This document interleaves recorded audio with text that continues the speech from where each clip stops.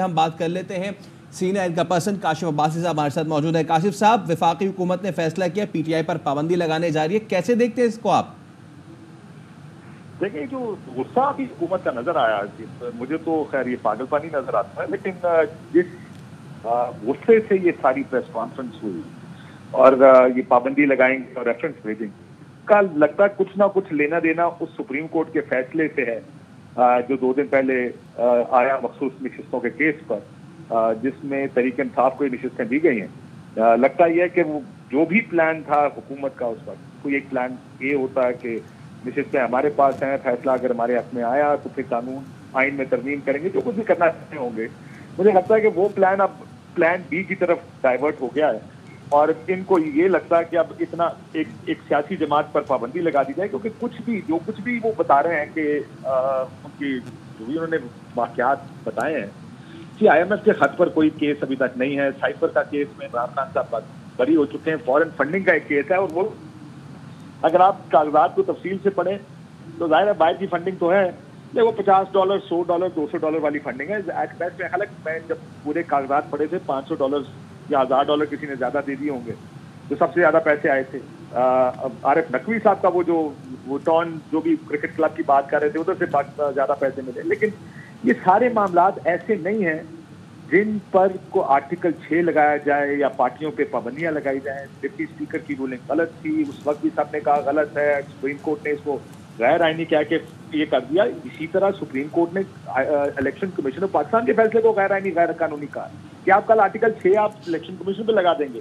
عموماً فیصلے ہوتے ہیں، ادارے فیصلے کرتے ہیں، سیاسی جماعتیں فیصلہ کرتی ہیں، اور اگر وہ آئین سے متصادم ڈکلیئر کر دیا جائے کسی چیز کو، اس پر آرٹیکل 6 نہیں لگایا جاتا۔ آرٹیکل 6 بڑی واضح اس کے لیے ٹرمز یا کنڈیشنز موجود ہیں آئین میں کہ اگر آپ نے آئین توڑا ہے، اس کے اوپر تو کسی نے نہیں آج تک آرٹیکل 6 لگایا کہ آپ نے آئین کو سسپینڈ کیا ہے، ایبروگیٹ کیا ہے، ملک کے خلاف کیا ہے۔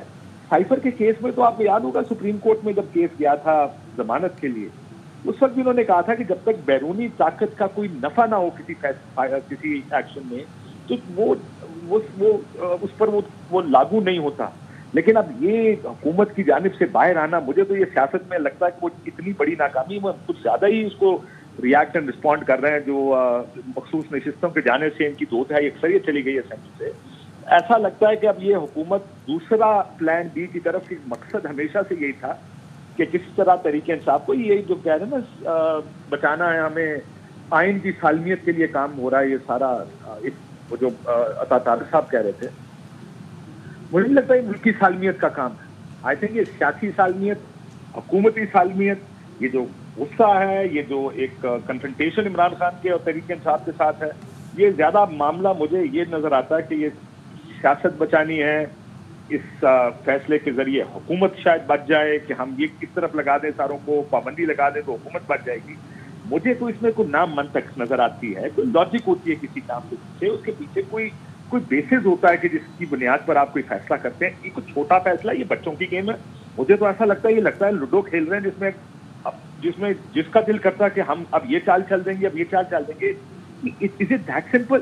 یہ ملک ایسے چلے گا کہ آپ کا دل کیا، ہم اس پر پابندی لگا دیں گے، ہم اس کے اوپر آرٹیکل 6 لگا دیں گے، اور جہاں لگنا چاہیے وہاں لگاتے نہیں۔ پرابلم کہاں پہ آ گئی؟ پرابلم وہاں پہ آ گئی اتنی بڑی پریس کانفرنس میں جب سارا سن رہا تھا، کبھی ماؤں بہنوں کا ذکر کیا، کل صنم جاوید کو ضمانت ہوئی، آپ نے باہر سے دوبارہ اس کو اٹھا لیا۔ یہ کسی کی مائیں بہنیں نہیں ہیں۔ مجھے تو ان کی باتیں سن کے لگتا ہے کہ مائیں بہنیں سے اس وقت ایشو ہے جب وہ ان 2 سیاسی جماعتوں کی لیڈرشپ کے خاندان کی عورتوں کے ساتھ کچھ نہ ہو جائے، وہ ماؤں بہنوں کے اوپر وار ہے۔ ورنہ باقی پاکستان کی مائیں بہنیں جن کو آپ نے سڑکوں پہ گھسیٹا، جن کو گھروں میں گھس کے آپ نے ان سے بدتمیزیاں کی، یا وہ کسی کی مائیں بہنیں نہیں ہیں؟ مجھے تو اس وقت صرف میں کنفیوز ہو گیا ہوں کہ آخر یہ لوگ سوچتے کیسے ہیں؟ What are they thinking? مجھے پتا ہے کہ پیچھے سے کسی نے دھمکی دے کے کہا ہوگا چچا بیٹا چڑھ جا، اللہ بھلی کرے گا۔ وہ اللہ بھلا کرے گا، لیکن کم از کم فیصلہ کرتے وقت تھوڑا عقل سے، تھوڑا دانش سے کام لیتے ہیں۔ بار بار انہوں نے اپنی پریس کانفرنس 4-6 دفعہ دانش مندانہ فیصلوں کا ذکر کیا۔ آپ کو یہ اس میں کوئی دانش نظر آتی ہے؟ اس میں آپ یہ کہتے ہیں کہ جناب لوگ دیکھ رہے ہیں ٹویٹر، وہ سپریم کورٹ کی بات کر رہے تھے کہ ٹویٹر دیکھتے ہیں، تو یہ ایک سیاسی جماعت کی مقبولیت بھی آپ ان کو پتا ہے کہ وہ مقبول ہے، تبھی اس طرف بار بار اشارہ کرتے ہیں۔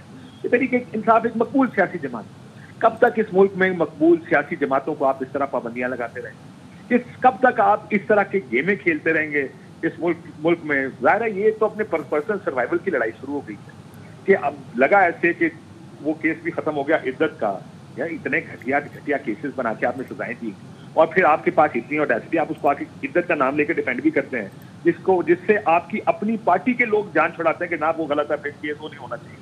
लेकिन इंफॉर्मेशन मिनिस्टर साहब ने उसको भी हवाला देते हुए डिफेंड किया और ऐसा लगा जैसे को बड़ा गलत फैसला हुआ इद्दत के केस में। यानी क्या सोच रहे, मेरी तो समझ से बाहर ये सोच क्या रहे हैं हमें। This is lack of thinking, this is they are devoid of any thinking right now.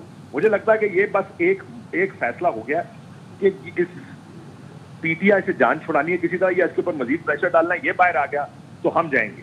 अब उसको अंदर रखने के लिए, उसको खत्म करने के लिए ये सारी एक कोशिश हो रही है। आर्टिकल 6 लगाना इतना काम है, सुप्रीम कोर्ट जाएगा, सुप्रीम कोर्ट के सामने दलाइल रखने पड़ेंगे, बताना पड़ेगा कि आप मुल्क के खिलाफ आखिर ऐसी क्या चीज हुई है जिसकी वजह से आप पाबंदी लगाना चाहते हैं। इनको भी पता है इस फैसले को देखते हुए, अगर 8-5 का फैसला आ चुका है, इनको भी पता है कि सुप्रीम कोर्ट इस तरह की पाबंदी किस तरह लगाएगी एक सियासी जमात पर, किस बुनियाद पर। साइफर जो केस ही खत्म हो चुका, IMF के फोन कॉल जिसके ऊपर आपने केस ही कोई नहीं बनाया, और फॉरेन फंडिंग जिसके ऊपर ऑलरेडी केस अदालत में चल रहा है, जब तक ये फाइनलिटी नहीं इख्तियार करते कैसे आप पाबंदी लगा सकते हैं?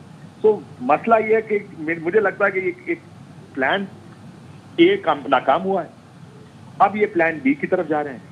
अब लोग तोड़े जाएंगे, पिछले 2 दिन से सुन रहे हैं तरीके इंसाफ के लोग उठाए जा रहे हैं। किस मुल्क में रहते हैं? इसमें जमहूरियत किधर रह गई है? मुझे ये सिर्फ समझा दें, इस मुल्क में जमहूरियत सिर्फ नाम की रह गई है। इलेक्शन भी, जिस मुल्क में आप इलेक्शन इस तरह का हो कि वोट किसी और को डाले जाए और एक थर्ड पार्टी, तीसरे नंबर की पार्टी जब हुकूमत बना ले, तो फिर इसी तरह के फैसले होंगे। ऐसी ही जमहूरियत इस मुल्क में रह गई है। I just don't know where this will go. Okay, Kashif साहब आपसे मजीद भी इस पर सवाल करेंगे, हमारे साथ ही रहेगा ब्यूरो चीफ इस्लामाबाद खावर घुम्मन भी अब हमें ज्वाइन कर चुके हैं। खावर साहब, पीटीआई पर पाबंदी लगाने का फैसला कर लिया है हुकूमत ने और इसके साथ साथ रिव्यू में भी जाने का कहा है, आर्टिकल 6 भी। तो पहले तो अपना इनिशियल रिएक्शन दे, कैसे देखते हैं इसको आप? देखिए, मेरा इनिशियल रिएक्शन इस फैसले के ऊपर